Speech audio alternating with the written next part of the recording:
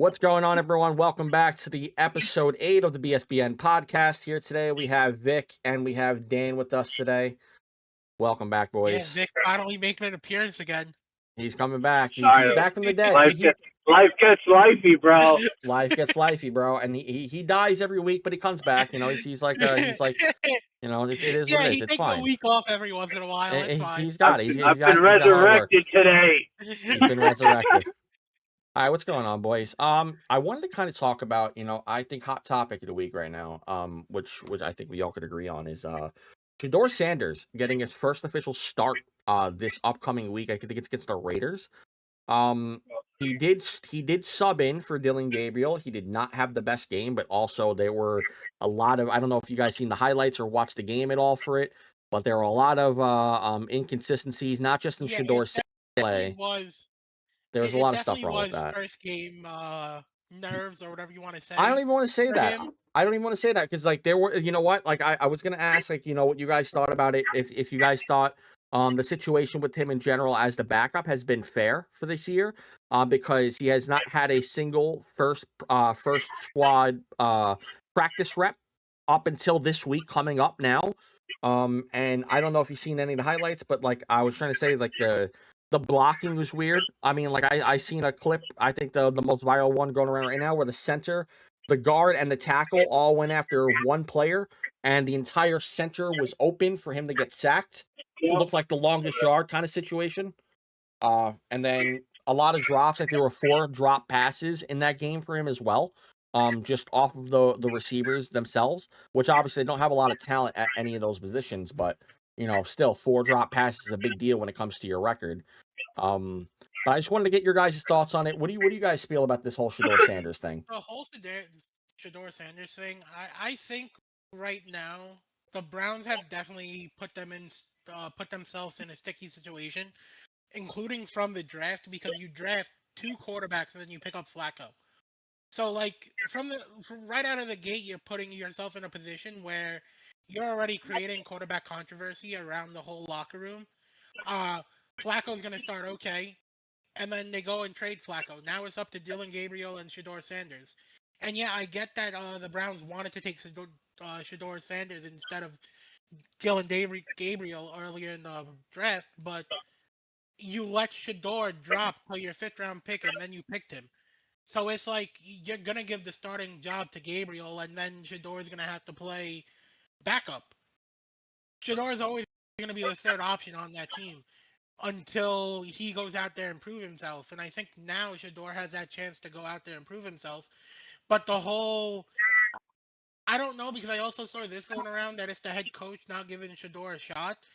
And I don't know, do I agree with that? Kind of, but at the same time, it's like he's the 3rd quarterback. What do you really want them to do at that point? It's not you, and the blame is not on Shedeur here. It's on the whole Cleveland organization for getting into this mess in the first place. Yeah, they set that dude up to fail, bro. I mean, even like you were just saying, bro. Like the whole player situation deal. Like they didn't give him any snaps for Team 1. I feel like they didn't even want to give him a chance at all. Like Dan was saying, doing all these extra moves at quarterback, like everything that they could do to go against him is what they were trying to do. And then the team play obviously looked kind of shady. Like, I don't know. I feel like they just set him up for failure. It's about damn time they gave him his shot, because that kid Gabriel, after watching him for a few weeks, he's not the guy. Like, he just makes the simplest mistakes, and it's not even like about his throws. It's his ability to make a decision in the pocket, like just doing dumb stuff, dumb rookie stuff. Yeah, it ain't there.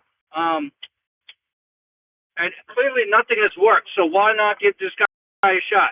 I hope with everything that he proves a lot of people wrong, given he gets this first start. He got some playing time last week, right, or something like that. He came in. Yeah, he went 4 for 16. He went 4 for 16 out of his play, and he threw 1 interception, no touchdowns, as far as I remember. He had the lead going into it, and then he lost it. Yeah, well, I mean, what do you expect? The guy has no Team 1 reps.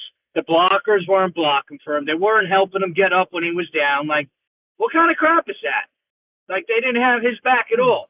I think Myles Garrett's a little optimistic for him to come in because he's just tired of losing and being on such a crap team. But, yeah, man, like, what else you got to lose? You know what I mean? Like, get him in there and let him play. Give him a few starts and see what he's got to offer, man. I really hope he comes out and balls out. Like, put Shady in there and let him see what he's got, because clearly nothing working on that team on the offensive side of the ball. Maybe he can bring in some kind of energy, but you know, it's like all these other teams where you got to have faith in your guy, man. Like, he's got to go through his struggles, you know, their growing pains. Like, all these young quarterbacks got to go through it, you know. And if they don't go through it in their freshman year, they go through it in their sophomore year. Look at Jaden, the guy in Washington. What's his name? Jane Daniels. Jane Daniels. You know what I mean? Like, these guys have to go through the crap before they, you know, can mature. You know, Sam Darnold's a perfect example, and he didn't even play great last week. But, like, you know, these guys need years to, like, the developing quarterback situation is so rushed now, but it's like, you cannot rush that. Look at Mac Jones in San Fran. Yeah, you know what I mean? Like, he went through growing pains with New England, and then went to a new organization and got his shot, and it's playing better. Like, it's all these quarterbacks, man. They're not going to get it right in the first year, and sometimes it takes them to the sixth season, seventh season. Like, I always bring Josh Allen up in this point because that's a quarterback that was developed. He was horrible. He had the intangibles. He had talent, size, arm. He just didn't have it. He couldn't put it all together. It took him 5 to 6 seasons to be able to do that, because he would throw as many interceptions as touchdowns. But they stuck with him. You know, they had faith that this is going to be our guy the next year. And then finally, then he's in MVP races, and he's playing consistent. Now, I don't think he's been having the greatest season this year, but compared to last year, obviously, I mean, you can't call it that. But you know what I mean? It's like, hard to top that. You gotta stick with these guys. Like, you gotta stick with them. It's not going to happen like this, you know. So, you know, and I could say the same thing for Gabriel, but like, I don't know what I mean, they're in no conversations of contention whatsoever. I think they're just right now, what their situation looks like is that they're going to go to the draft to draft another quarterback. Yeah. Agreed. You know what I mean? After just drafting 2 in this draft, the one I just passed, right? They got Gabriel and Sanders in this one. Yep. And then they signed Joe Flacco before the draft started. So it's like Cleveland's just putting himself in a very sticky situation right now.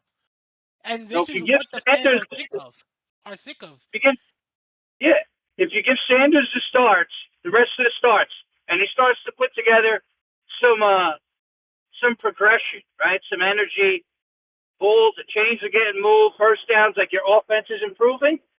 Yeah, I mean, I guess you can still draft a quarterback, but like, that's a positive sign that Gabriel really wasn't giving you. I think he came out and played decent in his first game, but like, I could just tell from looking at the film and watching some of his games, it's the IQ ain't there. You know what I mean? Like, that's going to take some time, and it may never. You know, some geniuses have the IQ right off the rip, like a Mahomes, you know, and just sharpened it. And then you got guys that and then you have people compare them to Tom Brady and Peyton Manning, and it's like, these guys were consistent at their craft. They put in the time. Their IQs were there. They put in the time and the effort, and you saw the progression being made with them year after year after year. And you have all these people you have all these analysts comparing quarterbacks to, oh, he's going to be the next Tom Brady. Nobody's going to be the next Tom Brady because nobody's focused to the craft as much as Tom Brady and Peyton Manning were nowadays, it seems like. Yeah, and the quarterback position is just different now, man. You know, there's so much more to it. You know, like, it's not just about being an immaculately amazing passer. Like, in all reality, it's whatever you got to do to win a game. Like, if you got to run for 150 yards and pass for 90, and that's what's getting your team 13 wins or 11 wins or whatever it is, then you're going to be the starting quarterback because you're racking up wins. They may not like the way you're playing the position, but it's what it calls for. It's whatever is going to win you games. That's how I look at it. And if Shedeur is able to win games with his legs and half with his arm, and you're putting wins together, then that's a guy that should be starting at the QB position. You know what I mean? Because you don't just have to sit in the pocket and throw like these guys used to, right? Because it wasn't Yeah, in the league to be an athletic quarterback. Now it's kind of like almost every quarterback in the league has the ability to do more than just throw the ball from the pocket. Yeah. But even back in the day, you saw some guys run the ball. You saw Tom Brady, Ben, Peyton. They also ran the ball. It wasn't like they're doing it like as much as Lamar Jackson Well, yeah, is I mean, nowadays. But they still I ran mean, it to get the chains done if I'd they say need to. they attempted to run it. If you ever seen any of them run, you could tell that they were not running. You No, got to by all means. compare. What are these QBs now that run the ball compared to Peyton Manning running like a duck, or Tom Brady like slow as shit? Yeah, now Like, you look at guys are running for their life. now the slowest guys are like the old style mobile quarterbacks. Like Trevor Lawrence is probably one of the slower running quarterbacks now because like Yeah. he can move, but he's like still the slowest guy now. When he was like one of those guys that like he can move with his legs, and now you look at him, it's like, why is this guy moving with his legs? He's so damn slow. But it's just because the position keeps evolving. But I think that for me, like when I look at the Shedeur Sanders situation, I also think exactly as you guys said. I think it honestly just really is. It's a damn shame. I don't like the way that the organization held this. It honestly feels like to me that this was not a head coach decision to even draft the kid. Personally, it doesn't feel like the Browns wanted to draft him. It didn't feel like the head coach wants him in that system. I feel like I'm watching like some kind of high school drama where like there's one kid that's getting singled out on the football team and he has to fight his way through it. That's kind of what it feels like. No matter what your opinion of Shedeur Sanders is, whether you want to say arrogant, cocky, whatever you want to call him, I mean, it's that has nothing to do with how he's getting treated on that team. And I do truly think that there is just some unbiases going on towards him because we like we said, right? We have Joe Flacco starting the beginning, Dylan Gabriel behind him. I can understand maybe not giving Shedeur Sanders some first team, right? But Dylan Gabriel was when he was up still. He was still getting first team reps even as a backup with Joe Flacco at the helm. So now you take Joe Flacco to the occasion. Now Dylan Gabriel moves up position and Sanders moves up into Gabriel's. But he still doesn't get first team reps. He doesn't get first team reps as the backup, like as just a regular person. So I don't like the way that was. It doesn't seem right to me. This coach, just the coach, the organization as a whole just needs to be stripped down from the top.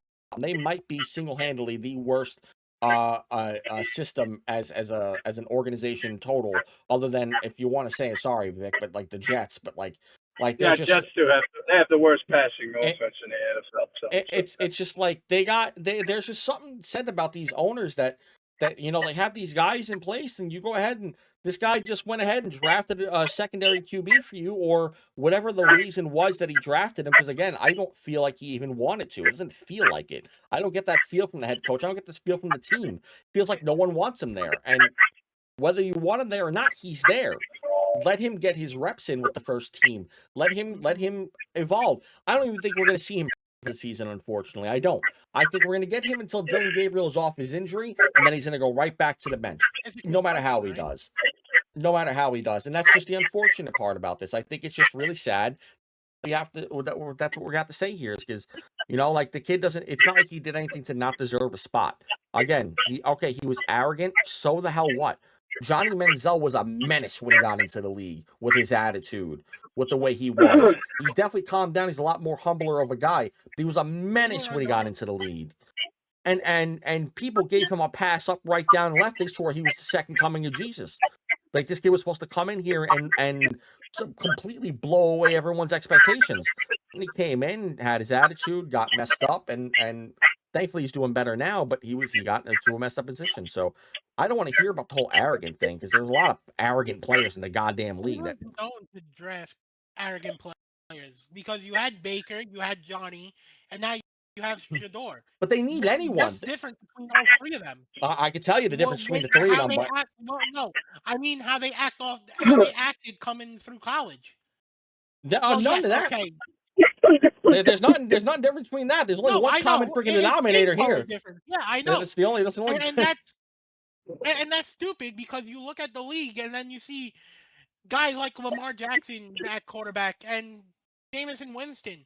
Jameson Winston even had a decent game for the Giants. And yeah, but he got talked trash. He's the most humble guy in the league, and he gets trash talked all the time just because of how he is. I know. It's a little ridiculous. I think these owners are just. You draft somebody in the 5th round, you're looking for him to be on your practice squad already. And now it's just they're stuck in this situation where they have to keep him on the team or it's going to cause some bigger deal. And it's like you put this on yourself because of this. Yeah. I don't know. I think the whole organization is messed up with it. He definitely needs to come out and prove a lot of people wrong. Like Vic, I'm hoping he does come out and shine. Like I said, as a Giants fan, looking at it, because I'm not a college guy, so I don't really watch a lot of college ball. But I go back and I look at the highlights. I look at the teams. I look at the what's the reason for each and every individual person. And when I looked at Shedeur Sanders, it's like for me personally as a Giants fan, I didn't want him over Dart, and I'm glad we got Dart. What's it called, but. I didn't want Shedeur over him, but I still felt like Shedeur deserved to be here in the league, not He deserves cast to down. show what he's got. That's it. Because you never know what he's gonna got, what he's gonna have if you don't give him a shot. Like, Of course. you know what I mean? Like, look at Tom Brady. I'm not comparing him at all, but he was nowhere near close, and he wound up becoming a GOAT. At that such a low. This kid could be something good. Given the chance, and given the confidence and the team saying, yeah, we're going to take a shot and we're going to let you roll out the rest of the season and see what you got. Like you say, it's probably not going to happen, but you won't know unless you try, unless you take that step of faith and you're like, all right, you're our guy right now. Show us what you got. Job is yours if you can win us games right now. And then, or it could be a QB contest between you and Gabriel. I mean, what's the next topic that we're rolling into? Because it's hard for me to not even jump into these Jet trade talk with Cleveland because of this quarterback situation. But it's like we can go into the Jets because the Jets are a topic I wanted your opinion on with everything. I wanted to know how you felt about the Jets and what you want to see off season, what you want to see in the upcoming trade that not trade but in the upcoming draft. Right now they have the 5th pick. I wanted to know. I actually wanted everyone's opinion on this. Is where. About I wanted to, me and Dan already spoke about it at the time, but I want to know what you feel like. What do you feel they need to go after? What's the plan for the Jets here? All right, so I'm going to roll right into it off this Shady thing. So, another reason I want Shady to do good and show that he could be their quarterback is because as of right now, it's pretty clear that the Jets are going to go quarterback in the first round by benching Fields and putting in Tyrod Taylor. It's pretty clear that they want a quarterback. They want a pocket passing quarterback, the Jets. What Aaron Glenn is calling for in this system. The play calling on the Jets offense has gotten better. It just feels it's clear that he'd be the guy. So if Shedeur plays good and they don't go for a quarterback, because I think Cleveland has got the 3rd right now. I know the Jets were talking about 2 guys. I forgot their names. But it's like they can go 2 ways. Either the Jets are definitely either going to draft a quarterback, and if Cleveland decides to go for a quarterback, they're going to probably have to trade up for Cleveland to get the guy that they want out of the 2 that I was kind of looking at that they were showing some kind of interest through. I've watched a few things. Or,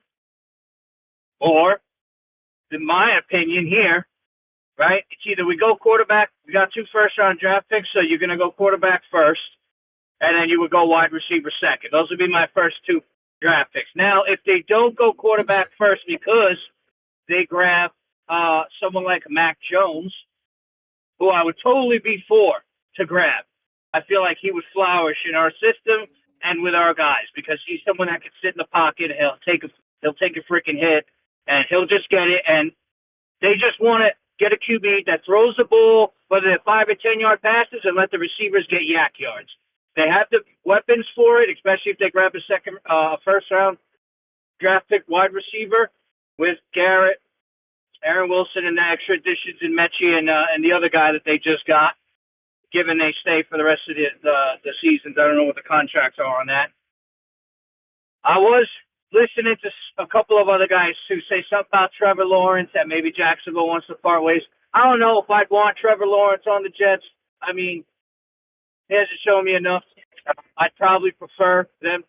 I mean, I don't know. It's hard. It's hard for me. Like, it wouldn't be like the worst thing possible, but it's like, I feel like it's a step up from Fields, but I feel like that'd be another bridge quarterback. So I'm more I'd rather see if they were going to go after a quarterback that wasn't in the draft and they wanted to get Mac Jones, and I know the guy, I don't know what's his name, on the 49ers likes Mac Jones. I don't know if it's Shanahan. Yeah, Shanahan likes him, and he wanted to draft him initially, from what I know, from the beginning. So they would probably have to give up like a second-round draft pick for Mac Jones, just because there's favoritism there, and he has been playing pretty good ball when he does play for the Niners. Which And the I'd be Jets do have totally two of. fine. The Jets have two of them this year. I'd be totally fine with getting a Mac Jones at quarterback with the caliber that he's playing with. I think he would fit into our system phenomenally. You could give up a second-round draft pick for him, and I think they would definitely take it because they need it. And they have Purdy. They could always go in and grab a backup guy because Purdy, obviously, in my opinion, I don't know about that whole situation there, in my opinion. So if they did that, that would leave wide receiver at 1, and then you could do a lot in this draft if you went for Mac Jones and gave up a second. I know they picked up a defensive tackle, a guy just to kind of shape the young guys that they got there. Yeah, kind of like Smith. a leadership. Yeah, he knows what they're trying to do there. I like to pick up. He is a pretty solid run-stopping tackle. He's a vet. But he knows what they're trying to do there. He could be a good a substitute leader. I'm not going to call him a captain, but he could bring that leadership role to those younger guys. He'll be a rotational defensive tackle the rest of the season, I'm sure. But his role there is leadership. Because he knows he's been around the league. He's bounced between teams. He's won a Super Bowl with Kansas City. We're talking about two different people. No, we're not. No, because Mozzie Smith's he's second year in. Not Mozzie. Not Mozzie. The guy they just picked up, defensive tackle. Mozzie's the guy they got from. Yeah, they got a defensive tackle, a 7-year vet. But he's a perfect piece. Yeah, he's a perfect piece to get those guys, Mozzie, and the younger guys. Forgot his name. Man, I don't know if it's Briggs or something. Young kid. I kind of like him, but he's a great rotational tackle. But he brings that leadership, and he's been around it. I forgot his name, man. He just signed him this week. Oh shit! What? Sorry. Yeah. So that's what I'm saying. It could go either one or two ways. Now, if they draft a quarterback, unfortunately, I don't remember the names on hand. I seen the names yesterday. Dan probably knows them. Dan, yeah, I was going to ask if Dan could pull them up because Dan went extensively into this last week, and he's going to be keeping up with the college stuff. I don't know if it's an Alabama quarterback or something, or I would know the last name. Wasn't it the Spanish Mendoza? Isn't that the guy, the Spanish dude I was talking about? Mendoza's one, and then there's another one. Who's the guy that you mentioned last week? I forgot who it was. Ty Simpson? That's the quarterback? Yes. And, yes, Simpson and Mendoza, right. So those are the two that I was hearing about, and I'm just kind of looking at their film. I think Simpson playing a little bit better a touchdown-interception ratio in yards than Mendoza. But all right, so look then, real quick I personally like Mendoza. So then real quick then. All right, so let's say your scenario, right, they go ahead and get Mac Jones for a second. I'm assuming it's going to probably be the New York Jets second because it's a higher pick, and they're probably going to want a higher pick for Mac Jones. So you'll still have the Colts one, which is a later second-round pick. So then you still have 2 first-round picks. You get Mac Jones. What's your list if you're getting Mac Jones in this draft? What are you doing for? Do you even trade? Do you trade down that first pick for you guys? Like, do you trade down for maybe another draft pick or something like that, or do you keep that high pick? What are you doing with those 2 first-round draft picks in the secondary round? I'm using them. In the first-round picks, you're saying? Yeah. Yeah, I'm using them. Get a wide receiver first. Wide receiver first, and with that second first-round pick, you still go QB and just in case Mac Jones or whatever, like you can have someone behind him. Like, do you use him as another bridge quarterback that you can rely on more than Fields, or like what do you do here? If you get Mac Jones, you're giving him a contract. I think they would pick up his cheap ass contract that he's got now, which I think is like $3 million or something, $4 million, something like that. They would have to give him a deal. I don't know. If you go with Mac Jones, that's your guy. You're going to give him a contract. So no, I wouldn't go you could always do that next year. You got 3 first-round draft picks. You could go for the next draft, which is supposedly looking like a better draft regardless anyway, right? So, no, I would go and I would go and load up on that offense. Get a wide receiver. You got a tight end. Your tackles are solid. Your interior offensive lineman, I don't know what the interior offensive lineman look like. Man, if it's and you get Mac Jones, I'm going for 2 offensive weapons in the first round. That literally I was going to say, am I bold to say if they got Mac Jones, they go for 2 wide receivers first round? Like, is that a wild take? It could, bro. You got it. They didn't trade Brees, so that means they're going to give Brees a deal. They have to. Brees is going to get a deal. You got Braylon Allen, Isaiah Davis. I'm assuming a franchise tag. I'm assuming a franchise tag coming. You get a linebacker or a nose tackle. At the second? At the second round, that whatever pick they got one that'll have indies, you need to get a linebacker because I don't know if they're going to sign Quincy or Jamie Sherwood. Looked like it was a bad signing, and honestly, I don't think Aaron Glenn. I don't think he likes Sherwood. I think he wants to get away from that contract. I would go linebacker, cornerbacks. You could look at. The Jets also have a shitload of free agent money. They got the contracts that they sold. Sauce and Sauce deal was great that they did because they made it was a tradable contract to where I think the Jets are going to go in with like $99 million in cap for the offseason. I think it's like the second or third highest, maybe even fourth. The top 5. A lot of moves you can make. Yes. They could fill that linebacker position. They could grab a cornerback. They could even grab a wide receiver. I would go double wide receiver in the draft if they get Mac Jones. If they don't, then you go quarterback at 1, wide receiver at 2, and you probably get another receiver at 2 and in your second round. And then you use up your money in the free agency on what you need to shore up. Interior offensive line, definitely. Safeties are definite. Maybe an extra corner. Not saying they're going to make all those moves in the free agency. They could grab some young guys. But you could definitely get some pivotal pieces in the free agency, especially a middle linebacker or an outside edge linebacker, whatever it is that they're going for. If they're looking for a pass rushing linebacker or if they're looking for a coverage linebacker, just because they don't got Quinnen no more, I don't know. They got to need something to stop the run. Like Will McDonald and Jermaine Johnson. They're really bleak at ends. Like they have no rotational pieces. So maybe they go and they get a rotational end guy that can play interior if they're playing 4. That a bigger interior, exterior kind of end that can play the inside and outside, and they move him around with these 3 other guys that they get inside. So someone like maybe Kayvon Thibodeau for like a 3rd round pick or something like that? No. If he fits Glenn's style, and if he had maybe some more production this season, possibly, but not for no 3rd round pick, he ain't worth that. I'm just trying to help my You get a 6th round pick for Thibodeau right now.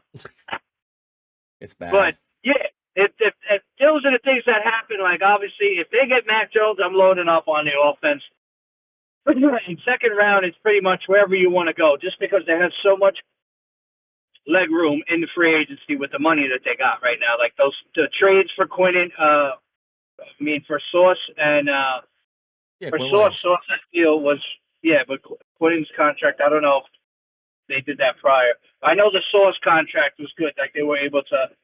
It was a good trade for them for the picks, but also money wise. Like they made that deal knowing that if they needed to move him, it wouldn't hurt them. So. Yeah, and then, man, I'm so for that Mac Jones, man. Like, I would put my trust in Mac Jones, and you just give him 3 years. Because Aaron Glenn has to win games. Like, he has to show that he can win games because he could get fired. He could get fired. Woody could fire his ass after the season. Yeah, to me, that's a dumb move because you go back-to-back firing Salah. And then what he'll want to do is, if he doesn't show that this team can work as a unit, he'll clean the house, and then he'll be like, all right, look, I'm giving you all these draft picks right now, which is a horrible idea, I think, which is why Glenn is trying to go out and win games right now. I think this is a big reason why he took Fields out is to try Tyrod Taylor. And I think if Tyrod Taylor don't work, they're going to put in that other kid. Martinez? No, it's how's his name, man? White boy. And damn.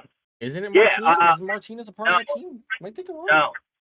No. If that's the guy they drafted, that's the guy that retired. Martinez. Injuries. From the depth chart, it doesn't show you guys having a third quarterback. Yeah, I forgot his name. He's there though. He's on the practice squad. Some white dude. I couldn't know his name, but yeah, that's what I would do. And then I would definitely go Mac Jones. I like Mac Jones. He is a pocket passer. He's not a guy that's scrambling out. He gives me such a Baker Mayfield vibe. Like, I don't want to compare him to Tom Brady whatsoever, but like, yes, Brady Cook. All right, there you go. Shitbag. He gives me sort of Mayfield toughness vibe and sit in the pocket and deliver a strike vibe, Tom Brady vibe, like, and take a hit. Like, I like Mac Jones, and he didn't show me much in New England. I thought he was a crybaby. He got injured, but like,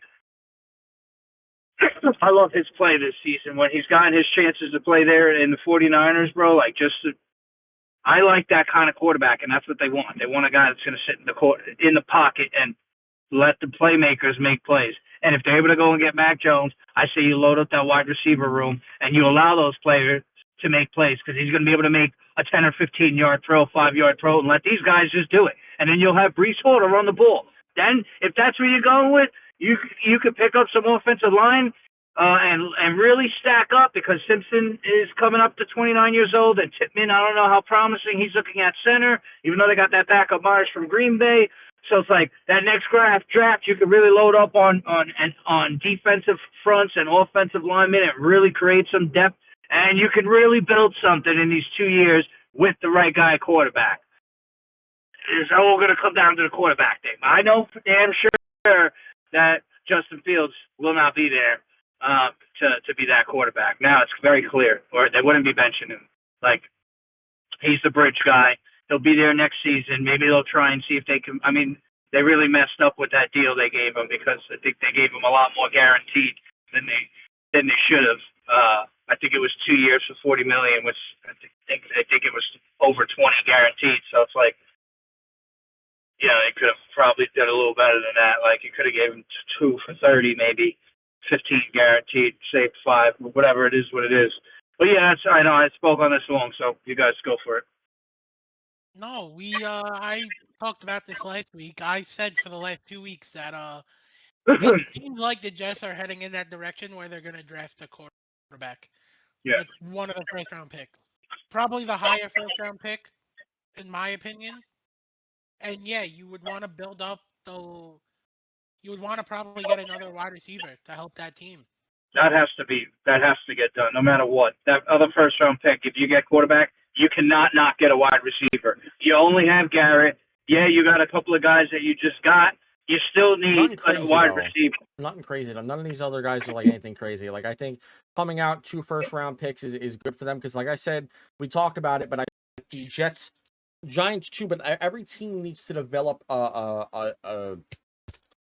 identity. I think they need an identity, and if you're gonna get Mac Jones, you need the weapon. That tells me that you are focused on the offense. You're not gonna primarily go to defense. I hope they do some stupid shit where they go ahead and they're like, all right, first pick, defensive tackle. I'll be so pissed. I'll be pissed too. I'll be like, bro, no. That's like the opposite thing. You just give up your defensive tackle to go and get a new one. I'll be so pissed. Probably not going to be good. It's just because Quinn's a top 5. Of a pick. Quinn's a top 5 defensive tackle. So he's been a top 5 for the last 7 his whole career. So you can't go out and go ahead and get another one. That's so dumb. That'd be dumb. They need to go on offense. Let's get some offense on here. Both picks. They could go with a tackle the next year after when they got 3 first rounds. And there's probably some better tackles out there. Like, no, Not this season. This season, if you're going to go quarterback, you go quarterback receiver. And if you get Mac Jones, you get 2 wide receivers or a wide receiver I'm for from it. the tight end. But it's a tight end. It's a deep pool Mason for wide Taylor. receiver. It's a deep pool for wide receiver. I think Dan was saying this year too. So it's a good year for it. Yeah. This draft out of everything is more wide receiver heavy. Yeah, you're gonna have your quarterbacks come out of the league, but that's every year you're gonna have these quarterbacks. Yeah, you're gonna have like that a are couple. gonna be nuances and everything. But this year, the main positions you want to stay away from is the O-line and cornerbacks. See, that's just good to know. not that heavy this year. I was gonna say because like, would you even go like try to upgrade the line? But if you're even saying that it's not even a great year for the line, then what's the point? Just get 2 wide receivers, call it a day, and then second, third, whatever you want to do. If you want to start getting a defense, that's fine. You already have Breece Hall, you have Braylon Allen. You don't need to upgrade the the running back position. I don't know who's a free agent, but oh shit, I don't know who's a free agent as a wide receiver this season, but they'll also have that avenue too. Like if they don't want to go, if they do get Mac Jones and they don't want to go 2 wide receivers in the first, they can go and grab a wide receiver in a free agency, like a known name that is good. Like that is a solid number 2. You know what I mean? Like they have the money to do that and to give it a deal. Let's just pull some Madden stuff. Let's give 3 first rounds. Go get Justin Jefferson. Call it a day. Get Mac Jones. Mac Jones, Justin Jefferson, and Garrett Wilson. Just give it up. That's it. Yeah, buddy. This is the NFL. This is not Let's some just do Madden, bro. Let's go. Come on. That's all you need. That's it. Madden works. Everyone knows that. And they really need a receiver. Their number 2 has to be a bigger guy. Yeah. Like they need a physical wide receiver. Garrett is not a physical wide receiver. He's a guy that if you give him a 5-yard slant, he's going to get you 60 yards out of that, or 30 yards, or 15 yards. You know who might be a free agent? You need to go and get body. You know who might be a free agency? Because I don't think he actually ever got signed. He's a franchise tag guy. Isn't T. Higgins also available this year in the free agency? He signed. He signed? Yeah. Oh damn! I thought he was a franchise tag for the season. Shit. That would have been a good one. I mean, T. Higgins I think he's been franchise tagged twice already now. That would have been a good pick. You want to know somebody? I'm looking at free agents now. You want to know somebody who's a free agent that could buff up anybody's team right now at center? Tyler Linderbaum. He's a free agent coming up this year? Yeah. Wow. Giants. Your offensive line is horrendous. Giants. Jets definitely got the money to do that. If they want, he's a center. Yeah, I know. Pickens is a free agent. Nah, they're gonna re-sign him. They'll re-sign him. There's no way Cowboys don't re-sign George Pickens. Nah, definitely not. That would be an insane addition with Garrett Wilson. That would be terrible. That would be. It would be a great insane anywhere. You put him they have number 2. They had the capitals to get him too, money wise and pick wise. They could sweet talk the hell. I mean, Jerry Jones would probably rob them like crazy. Yeah, Jerry Jones would rob them like, I want my pick back and I want this and that. But that would be a crazy number 2 with Garrett there. But that's not going to happen. Dallas, like you said, I think he's going to finish out his year in Tampa. I think he's going to finish with Tampa. It's because he's so injury.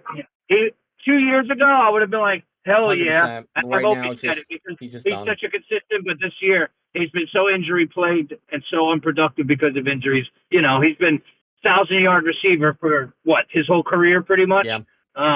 He's tied with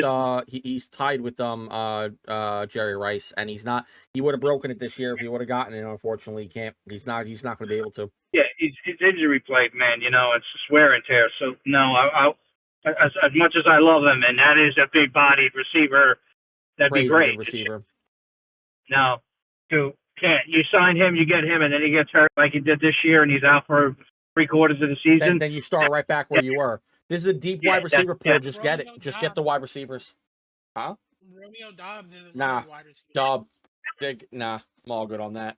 Romeo Dobbs is good. He's okay, but he's not like the guy that the Jets need. I think you could get a more explosive guy in the draft. And draft 100%. It's a good pool of wide receivers. Get some out of the wide receiver out of the draft this year for it.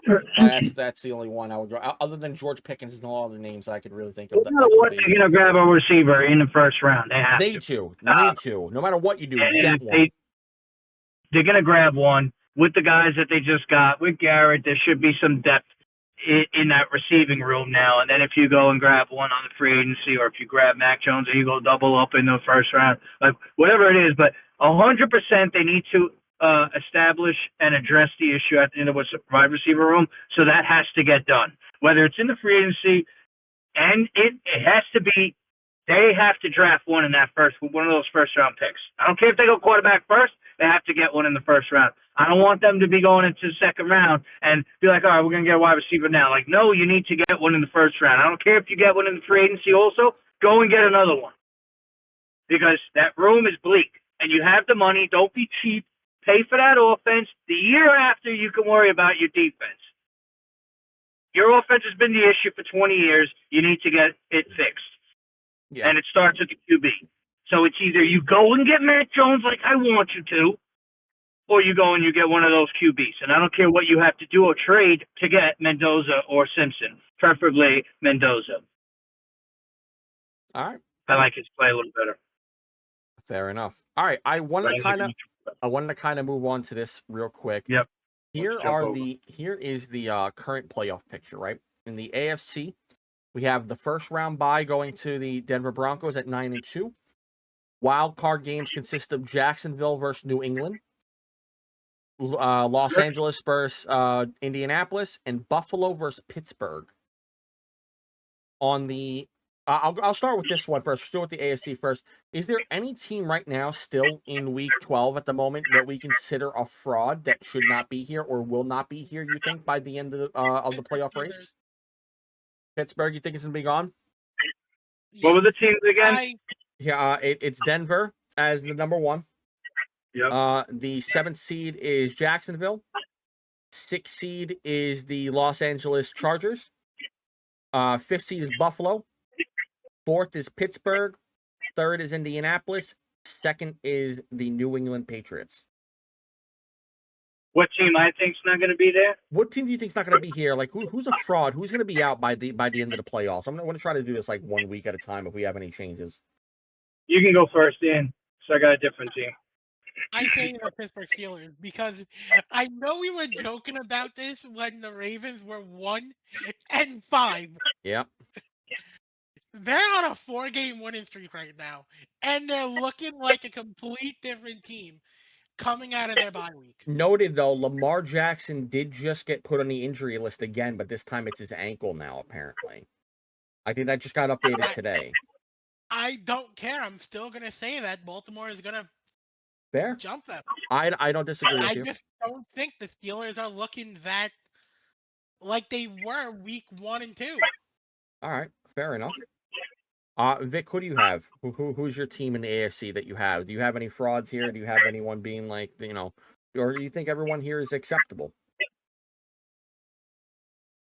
Nah, man. I mean, I'm just trying to look at the rest of this schedule for this team.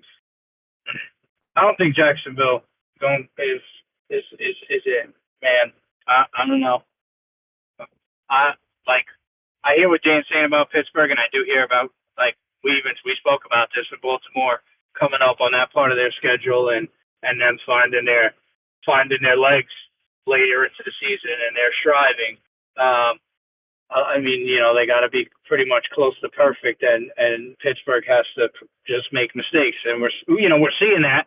But I don't have any trust in that Jacksonville team, even though they're 6-4 right now somehow.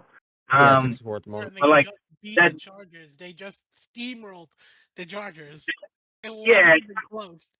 Yeah, steamrolled the Chargers with Herbert, who has just been playing so weird this season. He started out so hot, and then he just makes some bonehead plays and looks like a completely different quarterback.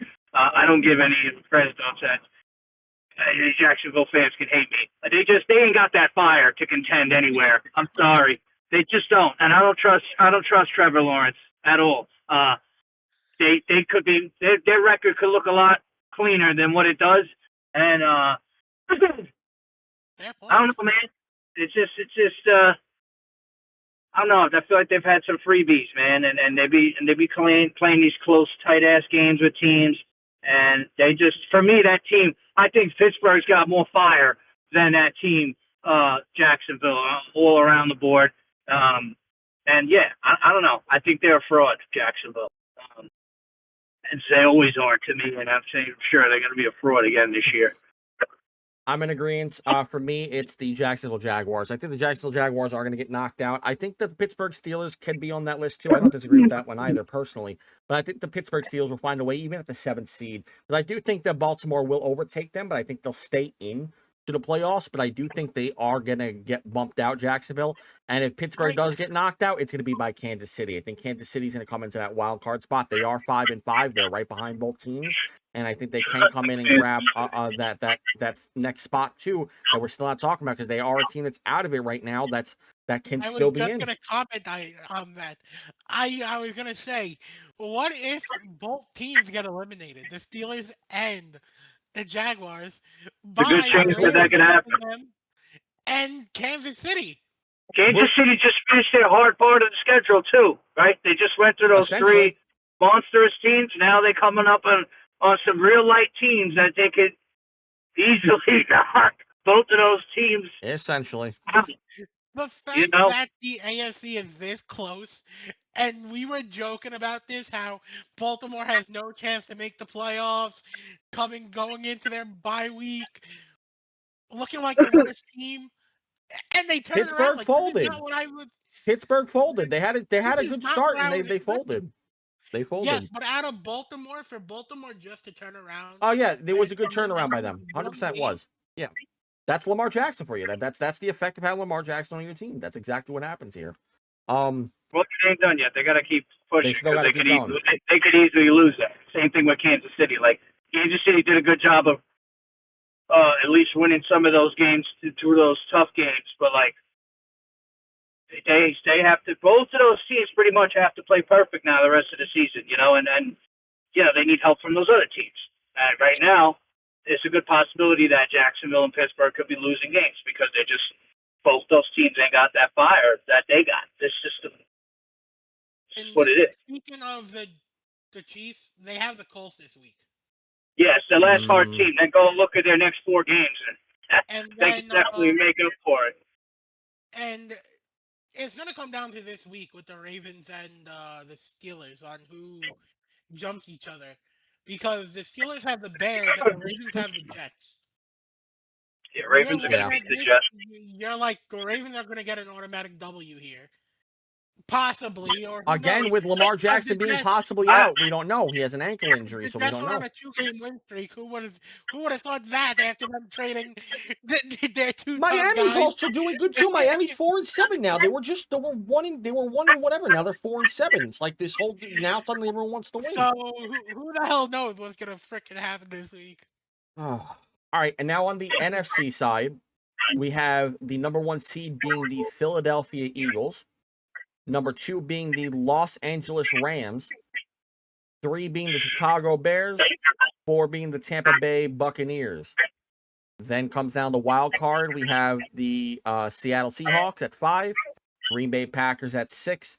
And San Fran being at 7. This is a lot harder. I'm so curious to hear your guys' input here. So is there any frauds in this lineup, or do you think they all make it? Is this the lineup that we see in the NFC come week 18 and going into the playoffs? Wait, hold on. Did you say was Detroit in there? No.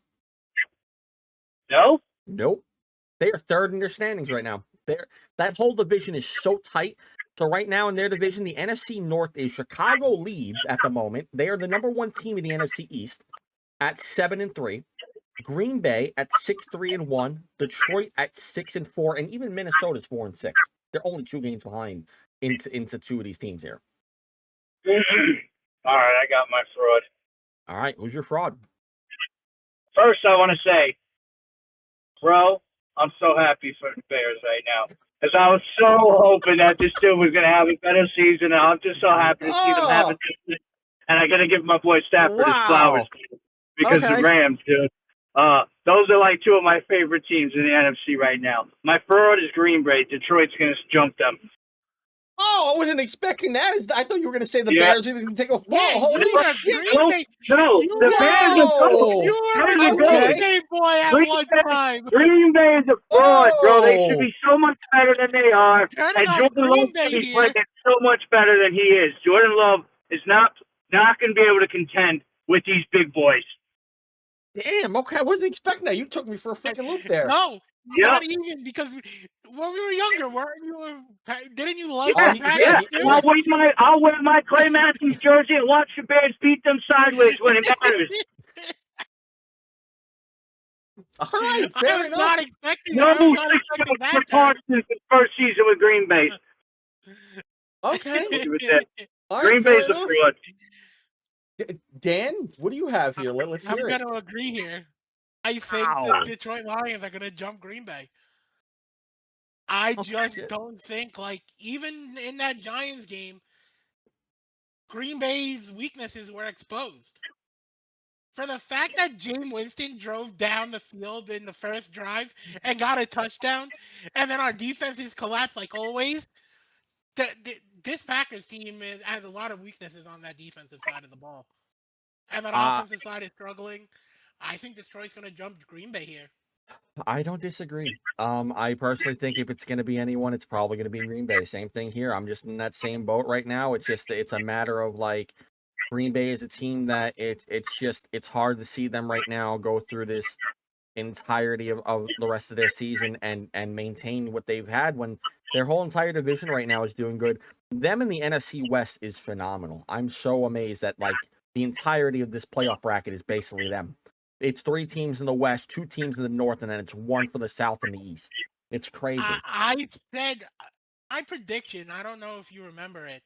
I was gonna ask let this me pull it next. up real quick. I was gonna ask this next, like real quick, which was which team, if you I remember we asked this on the podcast, the first podcast, do you remember your dark horses?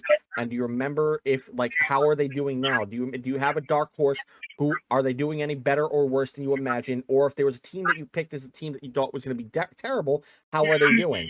And I'll start off with this one real quick because for me, the Bears were my dark horse team. And they're 7-3 right now. I said they were going to come out good. I liked Odunze, DJ Moore, Caleb Williams. I think they're playing great. They're 7-3. They lead the NFC North, which is I don't think anyone was predicting them leading right now into Week 12. Things can still change. There's only a game apart between the 3 teams, but they still lead right now in Week 12. No one imagined that coming into this season. And on the flip side, I did get one extremely wrong because I said the Patriots are going to be last in their division. I said they were going to be doo-doo water, 3 wins at max. Like, really, they weren't getting over 5. And here they are. They shut me the hell up. Drake May looks like the king of New England right now. Looking great over there. The next coming of Tom Brady, as everyone's been calling him. Everyone's on his wife's TikTok saying, please make a good meal for our king. They're all like, dog walking this, making sure like he is well fed and kept and clean and everything. So I mean, they're 9-2. So I got one right. I feel like with Chicago, but New England. You know what? I'm clearly I was a hater, and you guys shut me the hell up right away. 9-2. Holy hell! They're 9-2 right now.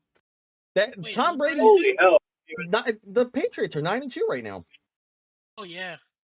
Now, some people are going to say it's the easy schedule. Granted, they have had an easy schedule, but no one's been saying this about Indianapolis. Everyone's praising Indianapolis for their easy schedule, but we're I think everyone's and Indianapolis got the better weapons on their team. Yeah, 1,000%, 100%. I don't think anybody expected Jonathan Taylor to have a Saquon Barkley as season. Or better, because he can have a better season than Saquon Barkley at this point.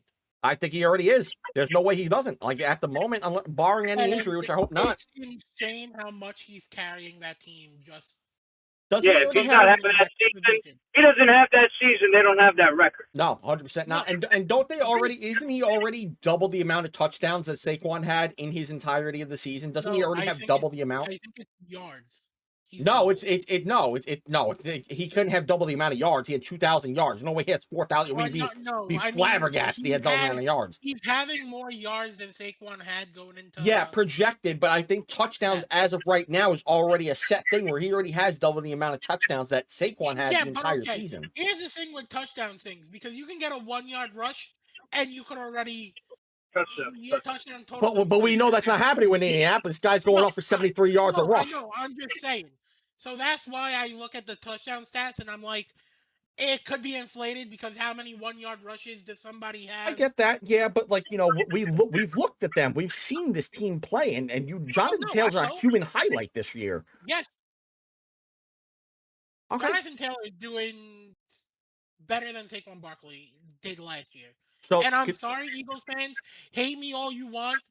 Jonathan Taylor is going to have a better season than Barkley. Oh yeah, most likely. All right, but going into it though, what's your team's? What's your team's? How's your team's dark horse and who you thought was going to be on the lower end? I didn't really pick a dark horse, to be honest. Are we talking from the beginning of the season? From the beginning of the season, like when you picked that dark horse, like are they doing good now? Or are they like how are they exceeding your expectations? Or like how I said, New England I picked to be the bottom of my list, and the Bears I said were going to be a dark horse. I didn't pick them to be first, but I said they're going to be my dark horse in the league, and they're doing good. New England's doing good too, even though I said they're going to be terrible.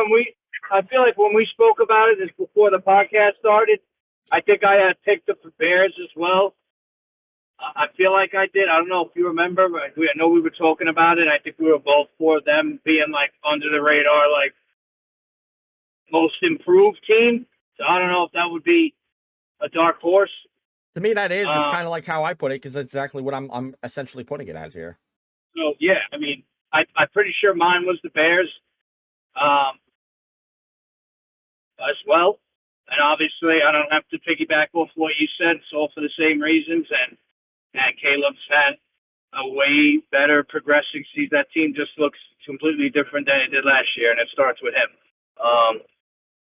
As far as a team that I picked that I thought was going to do good that isn't doing good,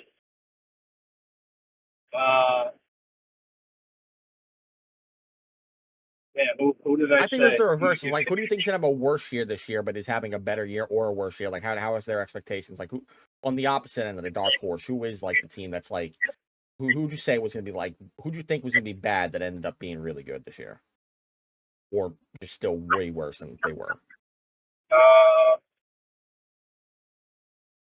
Honestly, I didn't think.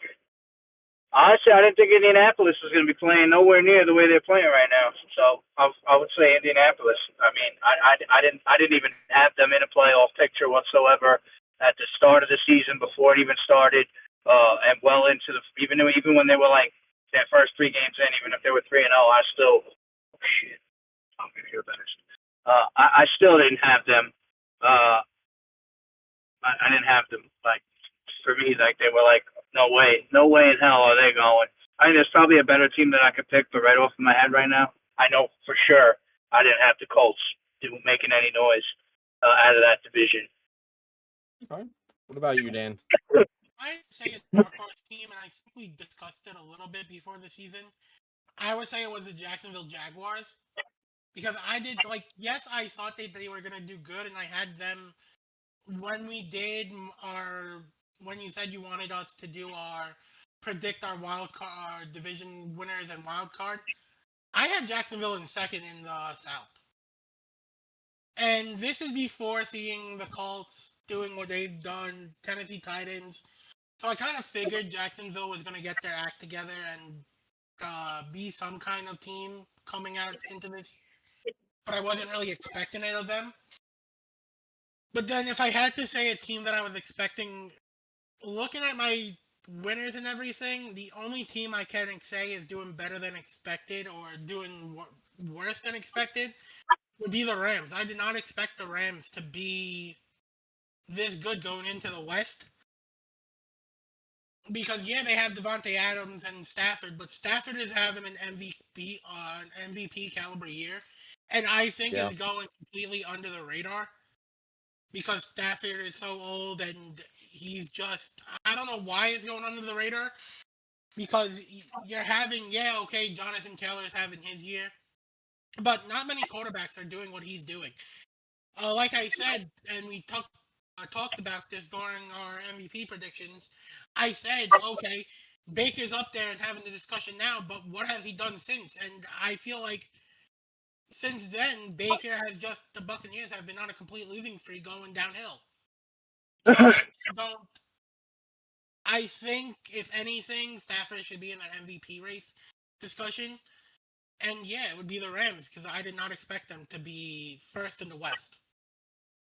Yeah, and I did have like a dark horse team that kind of like failed me, which was Dallas. It was all dependent on Dak's play for me, but I was optimistic that they were going to have a way better year depending on his play and be a winning team and a contending team. As far as like, I mean, I don't know what their record is right now, but I had them. I had them looking. I would have had them looking. Yeah, well, that division is other than Philly, that division is horrible. Yeah, well, other than Philly, that division is horrible right now. Yeah, like Washington's on a 6-game losing streak. Like if I had to guess, I would have probably had like them with 7 wins right now, Dallas. You know, or at least 6, like something like Green Bay. Yeah. Crappy old Green Bay, but that's that's kind of like a team that I know. I knew the Rams. I had a gut feeling the Rams. I had a feeling. I'm just Stafford. I know I had the Rams playing good, but I'm getting off topic here. My bad. It's all good. All right, Vic. I know you're kind of like in a time crunch here. We only have about like 10 minutes. Are you okay to talk hockey? I did put hockey subjects up here too. Let's talk hockey. All right, here. So we have Malkin with 23 points right now.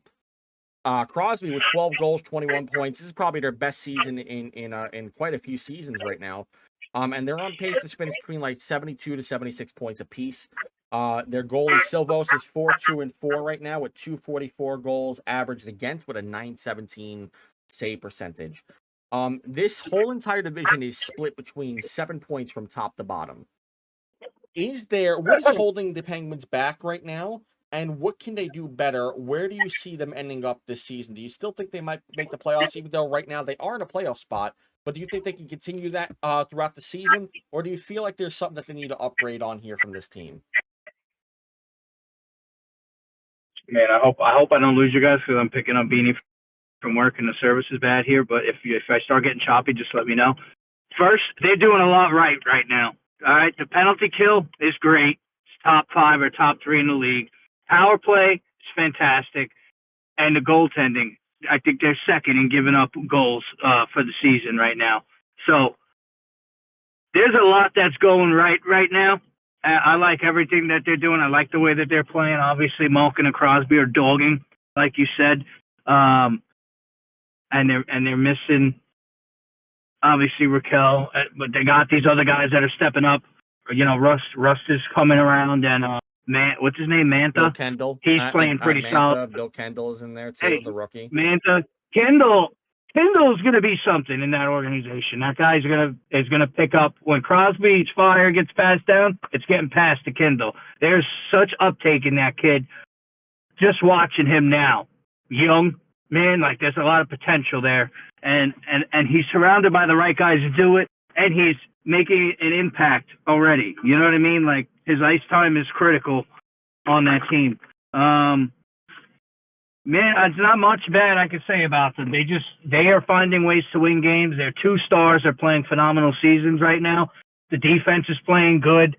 Goaltending is playing great. Power play and penalty kill are the biggest things there. They just suck when it comes to trying to win a game in overtime or shootout. Yeah. They seem to slip up and they cannot answer. But in regulation, they play phenomenal. And I mean, those are the 2 biggest aspects right there: power play and penalty kill. They're tops in that, you know. And if they can hold that, their record will speak for itself. The points will speak for itself. If they can just continue to keep games in regulation where they win games, yeah, obviously they lose games too. But I mean, it's good that you lose in overtime because you get a point, right? But was it only in a shootout? Am I lagging? Yeah, you're lagging. We're losing you here. Am I lagging? Yes. Yeah. Damn. Hold on. 1 second.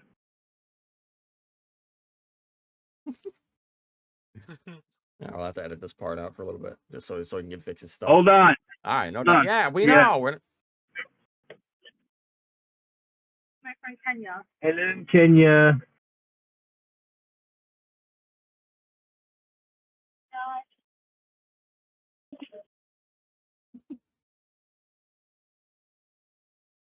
All right, boys. All I'm good, pulling kid. out right now. No doubt. Just finishing the screen here. So crude. The area here got me lagging like crazy. Let me know when I start coming through clearer. You sound clear right now, bud. All right. Yeah, so, yeah, man, there's, as long as they can continue to stay top in power play and in penalty kill, and your goaltender continues to just keep the teams from scoring at that number that you stated, like his save percentage stays there, and they just keep, I think they're averaging like 2.17 goals against per game, like, and they're scoring more than that, which it's, the record shows that, they're playing good hockey right now. Like, what else? I can't see them needing to do anything other differently, in my opinion. They're winning games. They're contending. Stop letting games get to overtime, or just try and find ways to win those games in overtime. Find opportunities to get more scoring opportunities in overtime. Like, they look, they look horrible when it gets to the end of regulation and it's time to go to overtime. It's like, I know it's going to be a loss. Like, they cannot, like, they don't give themselves enough time with the puck, and they lose the game. And if it goes to a shootout, nobody makes it. Nobody. They lose. So like, I love the way they're playing right now. Malkin's is playing incredible. That line and that vibe, the energy that him and Crosby have with the surrounding cast that are there, those members, is just improving their play. Right? Those I know they just got rid of, I think, Tomasino. I think they waived him or something. He was on, I think it was a fourth line center. But most likely went down to the AHL. Yeah, I think they sent him down. Unless someone claimed him through waivers, but for the most part, I'm assuming he went down to the AHL. Yeah, I don't have much complaints right now. For this early in the season, it's playing a lot better than I would have had them playing. You know what I mean? A lot like, of people. Yeah. I think that everybody could say that. Like, nobody had them coming out with such a hot start like this. I did not expect it at all. I wasn't expecting Crosby or Malkin to really be putting up. I mean, Crosby, yeah, but Malkin is the big surprise here for me. The fact that Malkin is producing, if they could stay consistent with both of them two as you're leading the helm, Ben Kindle and whatnot, Kindell and whatnot, and all the others leading up behind them through the charge, I think they could still be a playoff team, especially with some of the teams right now having injuries. The Rangers are constantly failing and flopping over their own selves. As much as I would love to see them make the playoffs, I still think it's very much possible. But right now they're not in a good streak at the moment. But the Pittsburgh Penguins seem like they're doing real good. I actually don't mind them as far as like as a playoff contender. I don't think like they're cup ready or anything like that, but I think they could still make a good run at the playoffs and have a fun time. Being in the first, second rounders or whatever. I could see them losing in maybe like round 2 or something like that in that division. But the only problem is right now the Metro and the Atlantic are both weak at the moment. The Panthers are doing bad. They have so many players on injury. The Devils just lost their top guy, which is Jack Hughes. They lost him to a knife cutting incident with his Dino Nuggets on a team dinner. That he managed to slice his hand over. Now he needs surgery. He'll be back in 6 to 8 weeks. And then it's just a lot that I think that benefits the Penguins in this environment that keep them into a playoff rush. And then outside of really anyone else, I mean, even the Capitals I could see falling this season. It really just depends if they're going to keep up the offensive pressure that they have been recently. But for the most part, I could see the Metro finishing at the 1 being Carolina, 2 being Pittsburgh, and yes, I will say even 3 at the Rangers or even the Islanders, unfortunately for me. But I just think that can be a top 3 right there if the Devils can't keep up without Jack Hughes and a bunch of their other injuries. So, I do like the way that the Pittsburgh's playing, even though I'm not a Pittsburgh fan. I think Crosby's having a hell of a season. 12 goals. He's not a goal scorer. He's not the guy you're, really relying on to score goals. And he's out here. It really looks like Malkin taking the role of Crosby this season. Yeah. That's what it looks like. It's like they realized each other's weaknesses. It's crazy. It's like, whatever, Crosby says it all the time. We just continue finding ways to win. If that's with Crosby scoring goals and Malkin Malkin dishing it off to everybody else's score, and that's what's working, then that's what's working. It's working because the power play is like number 2 or 3. The penalty kill is good. The goalie, the saves are good, and the wins are piling on.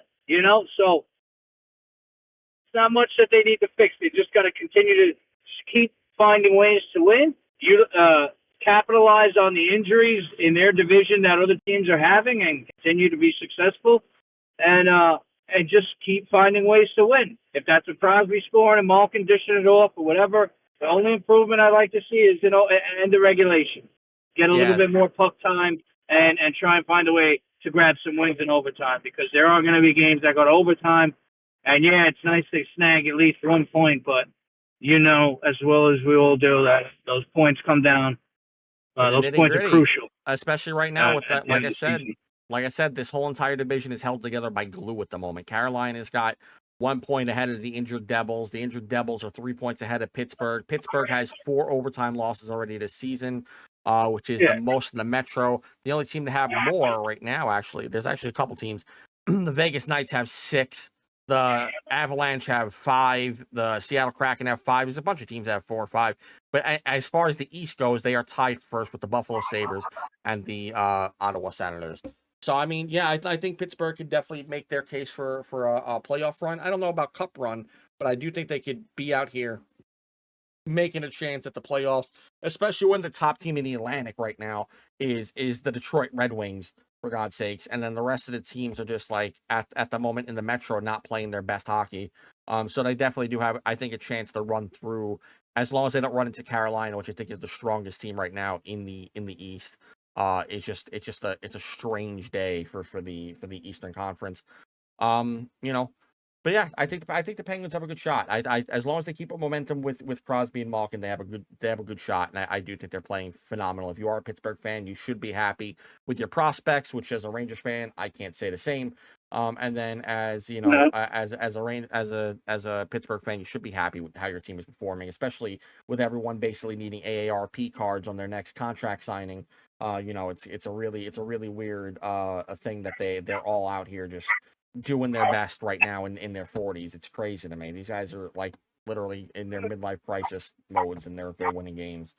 I think we're like 1 game away from Crosby coming in on like on a motorcycle, like he's about to come in on a Harley and a leather jacket and everything like that, and he's out here scoring goals like this. So I don't know. I like him. I do think they're gonna make some impact. Dan, you have any intake on the Penguins? I know it's not really like your crazy strong suit, but just in case. I really haven't kept up with this year, but it seems like they're doing well. And from what you said, Crosby and Malkin are looking like their younger years, but in their reversing roles.